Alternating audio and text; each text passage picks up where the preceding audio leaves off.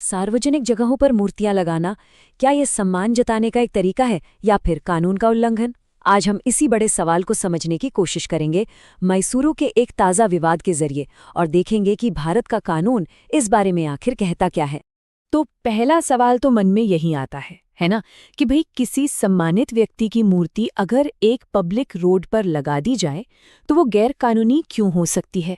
इसी सवाल का जवाब सम्मान और सार्वजनिक व्यवस्था के बीच एक बहुत बड़े टकराव को सामने लाता है। चलिए सीधे इस मामले की तह तक चलते हैं। ये कहानी हमें ले जाती है मैसूरू शहर के एक बहुत ही व्यस्त चौराहे गन हाउस सर्कल पर, जहां एक मूर्ति की स्थापना एक बड़े कानूनी विवाद की वजह बन गई।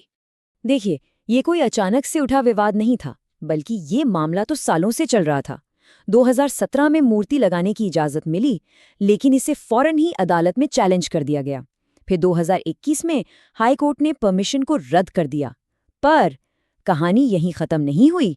2023 में रातों रात मूर्ति लगा दी गई और ये मामला एक बार फिर से सुर्खियों में आ गया। अब इस लोकल झगड़े की जड़ में ना एक बड़ा ही अजीब पेंच था। एक तरफ शाही परिवार के एक सदस्य की मूर्ति लगाने की अर्जी को सुप्रीम कोर्ट के आदेश का हवाला देकर ठुकरा दिया गया, वहीं दूसरी तरफ एक संत की मूर्ति के लिए इजाजत दे दी गई। इसी दोहरे मापदंड ने याचिकाकर्ताओं को अदालत का दरवाजा खटखटाने के लिए एक बहुत मजबूत वजह दे दी। तो चलिए अब इस लोकल मामले से थोड़ा ऊपर उठते हैं और देखते हैं कि वो कौन सा बड़ा राष्ट्रीय कानून है जो इस पूरे केस की बुनियाद है। और ये है वो ऐतिहासिक निर्देश जो इस पूरे मामले की नींव है। जनवरी 2013 में भारत के सुप्रीम कोर्ट ने एक बिल्कुल साफ और सीधा आदेश जारी किया था। इसमें कोई अगर मगर नहीं था।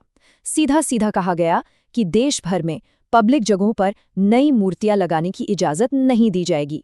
लेकिन दिलचस्प बात यह है कि इस बैन के पीछे की सोच सिर्फ ट्रैफिक जाम रोकने से कहीं ज्यादा गहरी थी।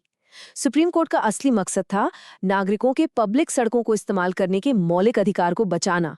मतलब सीधा है, पब्लिक की सड़क सबकी है, वो किसी एक की पर्सनल प्रॉपर्टी नहीं है।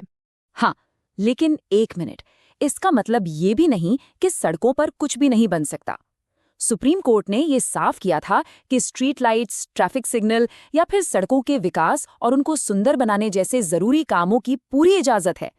मतलब कानून को प्रैक्टिकल भी रखा गया है। तो इस देशव्यापी बैन को कर्नाटक हाई कोर्ट ने मैसूरू वाले केस में कैसे लागू किया? चलिए अब वापस मैसूरू के मामले पर आते हैं और अदालत के तर्क को बारीकी से समझते हैं। और अदालत के इस एक ऑब्जर्वेशन से मामला बिल्कुल साफ हो जाता है। सरकार की दलील ये थी कि गन हाउस सर्कल सड़क का हिस्सा है ही नहीं। इस पर हाई कोर्ट ने उनके इस तर्क को सिरे से खारिज कर दिया। कोर्ट ने तो सरकार के इस दावे को वाकई में अजीब तक कह दिया, क्योंकि नक्शे कुछ और ही कहानी बयां कर रहे थे। कोर्ट का फैसला देखिए, एक बहुत ही सीधे और तार्किक प्रोसेस पर आधारित था। पहला कदम, नक्शे की जांच की गई। दूसरा कदम, ये देखा गया कि सर्कल पर 6 सड़कें आकर मिल रही हैं। नतीजा, ये सर्कल बिना किसी शक के सड़क का हिस्सा है। और जैसे ही ये बात साबित हुई, 2013 वाले सुप्रीम कोर्ट के बैन को लागू करने के अलावा कोई और कानूनी रास्ता बचा ही नहीं। इसीलिए परमिशन रद्द कर दी गई। तो अब हम इस मामले के निचोड़ की तरफ बढ़ रहे हैं।